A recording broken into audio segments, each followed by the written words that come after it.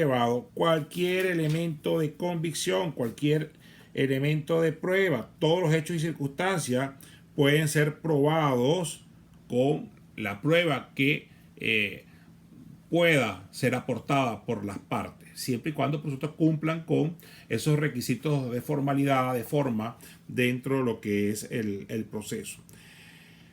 Y señala claramente este 182 en su parte infine. Un medio de prueba para ser admitido debe referirse directo o indirectamente al objeto de investigación y ser útil para el descubrimiento de la verdad. Los tribunales podrán limitar los medios de prueba ofrecidos para demostrar un hecho o una circunstancia cuando haya quedado suficientemente comprobado con las pruebas ya practicadas. El tribunal puede prescindir de la prueba cuando ésta sea ofrecida para acreditar un hecho notorio. Fíjense que ya este artículo 182 nos empieza pues a desarrollar algo que el Tribunal Supremo de Justicia ya en reiteradas oportunidades ha señalado con respecto a los hechos públicos, notorios y comunicacionales que no son objeto de prueba.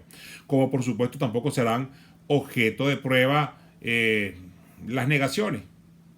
O sea, una negación no tiene pues cabida dentro del proceso para poder ser demostrado. Como tampoco los hechos indefinidos en espacio y tiempo no pueden ser demostrados en el proceso. Es decir, voy a demostrar que Dios existe. Bueno, es que Dios, aparte de ser lo más importante que podemos tener cada uno de nosotros, pero no lo puede usted establecer en espacio-tiempo, ni espacio-lugar. ¿Por qué? Bueno, si alguien me dice a mí, cuando usted puede llegar y establecer el momento de la creación del mismo Dios, alguno dirá, bueno, es que mi Dios es Cristo. Bueno, pero si estamos hablando de algo indefinido en espacio-tiempo, sin duda alguna, a lo mejor Cristo como persona física, pudiera usted a lo mejor llegar a entrar a establecerlo, pero una indefinición como el caso de Dios no puede ser objeto de prueba, porque no se puede establecer en un espacio-tiempo ni en un espacio-lugar definido. Hay ciertos presupuestos alrededor de la prueba que vamos a seguir explorando, pero básicamente venimos dados alrededor dentro de todo este esquema. Entonces, al proceso penal hoy en día, con la reforma del año 99 del Código Orgánico Procesal Penal, en nuestros procedimientos puede ser llevado al proceso cualquier elemento de prueba, cualquier elemento de convicción, siempre y cuando el mismo no haya sido obtenido de forma ilícita, siempre que el mismo sea pertinente. Si esto es así, puede ser llevado al proceso, siempre y cuando, por supuesto, cumpla con una serie de formalidades, una serie pues, de requisitos de procedibilidad para que no afecten y no vicien pues, su efectividad dentro del proceso. Una cosa son las pruebas, como indicaba con la reflexión que hacía del Código de Enjuiciamiento Criminal, es decir, las cosas son que usted pueda llevar al proceso cualquier elemento de convicción, y otra cosa es la forma como el juez ha de analizar, ha de adminicular todas esas pruebas que le van a ser presentadas en el debate oral. Y pasamos de la prueba legal, del Código de Enjuiciamiento Criminal, ciertamente a libertad de prueba. Y en este momento hemos pasado del año 99 de lo que es esta tarifa legal, donde al juez se le imponía el valor de las pruebas que se le presentaban, a algo denominado la sana crítica o la libre convicción razonada de la prueba. Estos dos términos son sinónimos, es lo mismo, dogmáticamente es lo mismo. ¿Y qué es la sana crítica? ¿Qué es esta libre convicción razonada de la prueba? Bueno, no es otra cosa más que el juez, luego de presentar la prueba, primero sus conocimientos jurídicos, entremezclados con la lógica jurídica y sus máximas de experiencia, esos tres elementos, repito, conocimientos jurídicos como abogado es de suponer que debe tenerlo, la lógica jurídica, esperemos por supuesto que funcione también, y el tercer elemento, que son las máximas de experiencia que tiene cualquier persona, no solamente en el ámbito jurídico, sino en la vida, van a llevar consigo al juez de que ese proceso de análisis de la prueba que se le ha presentado, de las pruebas que le han presentado dentro de esta libertad probatoria, pueda llegar a una determinada conclusión. Es decir, poder apoyar en ese análisis, en esa trilogía, conocimientos científicos jurídicos, lógica y máximas de experiencia, van a poder llevar al juez a una posible decisión. Y por supuesto, ese proceso de análisis que va a tener el juez va a pasar por algo denominado una decantación de prueba. Decantar es tal cual pues el proceso que a lo mejor debemos recordar cuando nos dieron química, pasaba por el proceso de decantación allá en el laboratorio, o el proceso pues de decantación del vino, donde el bagajo, donde las partículas impuras del vino, que no lo hacen pues que sea lo que en realidad es esa materia viva que hay que darle pues su prestancia y apartar esas virutas a lo mejor del corcho o virutas de la uva o virutas propias pues de lo que es el proceso de fermentación. Cuando se decantan en ese hermoso decantador de cristal, muchos pues de estos cristales tan famosos, ¿no? De Bavaria, de Bohemia, sin duda alguna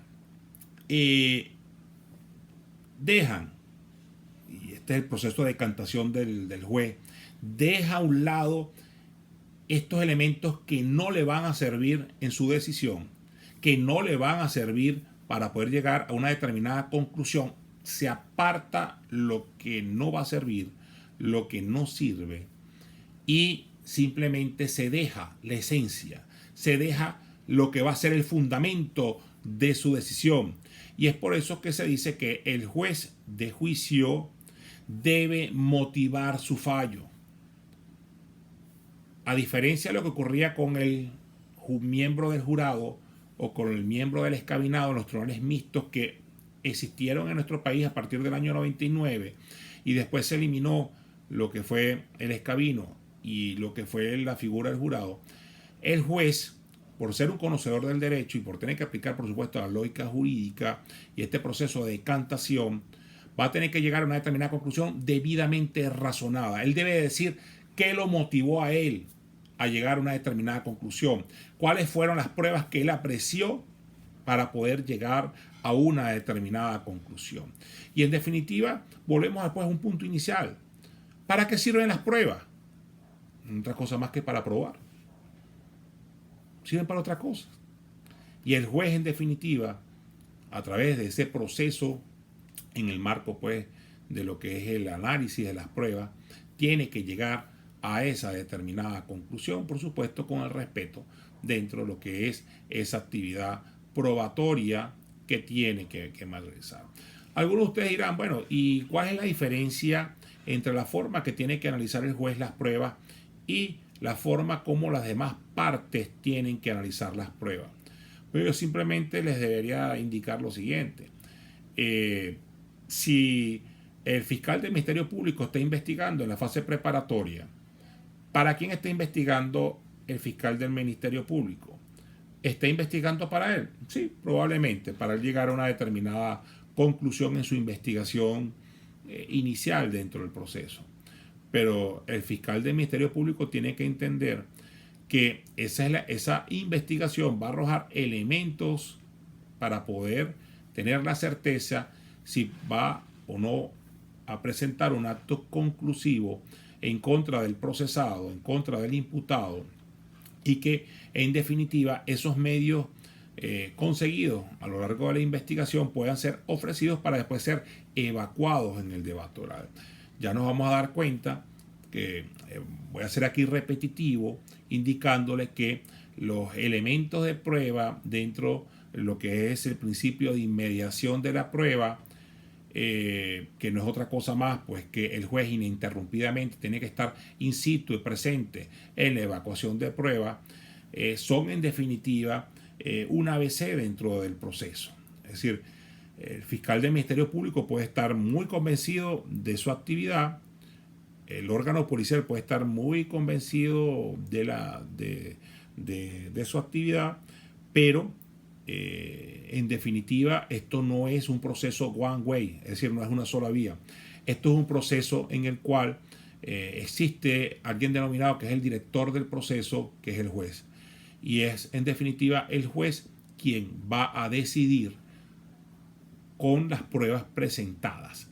Aquí más adelante nos vamos a dar cuenta, en definitiva, de lo que es la actividad por parte de la defensa del procesado. Fíjense que no lo he mencionado hasta estos momentos, porque les voy a repetir lo que he señalado en varias oportunidades. El procesado puede quedarse callado a lo largo y ancho del proceso. Y hay un principio fundamental con respecto a esta situación del procesado, que no es una cosa más que la presunción de inocencia. Un principio, una garantía de orden constitucional que rige, que debe ser una bandera a lo largo y ancho del proceso, donde la persona investigada, el procesado, es inocente hasta que exista una sentencia definitivamente firme, cosa juzgada, condenatoria. Si eso no es así, esta persona debe ser respetada con respecto a sus derechos a lo largo y ancho del proceso. Aquí a lo mejor algunos de ustedes ya empiezan con las dudas, ¿no? Dice, bueno, entonces esta actividad que realiza los órganos de policía, que son subordinados en definitiva del Ministerio Público, ¿cómo quedan esas pruebas? Les repito, son elementos que va a tener el fiscal del Ministerio Público para poder fundamentar su acto conclusivo. Pero la actividad en la fase preparatoria del proceso no es en definitiva el faro, no es en definitiva la luz o cómo se va a determinar el proceso. Porque si eso fuera así, no existiría el debate oral, no existiría la fase de juicio. Simplemente con una investigación que los órganos de policía de investigación penal o el fiscal del Ministerio Público consideren que tiene una proyección de 20 puntos, o a lo mejor hasta el mismo juez de control en la fase intermedia del proceso, aunque el juez de control, por supuesto, también tiene una intervención en la fase preparatoria.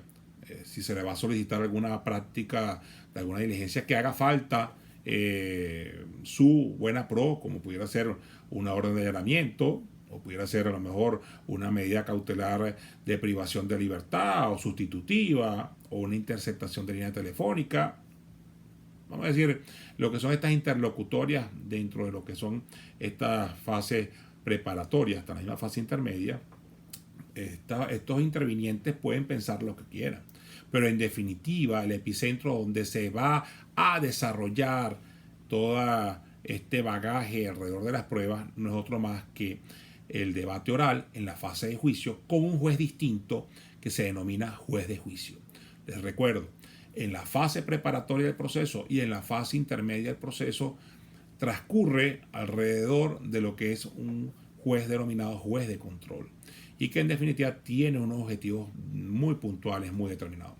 Pero a consideración del legislador, este se encuentra ya, al conocer previamente, tanto en fase preparatoria y en fase intermedia del proceso, se encuentra contaminado, por lo cual se debe sustituir por un juez totalmente distinto que antes no haya conocido bajo ninguna circunstancia la causa, y el juez de juicio, un juez totalmente distinto que va a entrar a conocer estas circunstancias de lo que va a ser el debate oral. Creo que es bueno que cortemos y nos volvemos a conectar. Anthony, ¿te parece?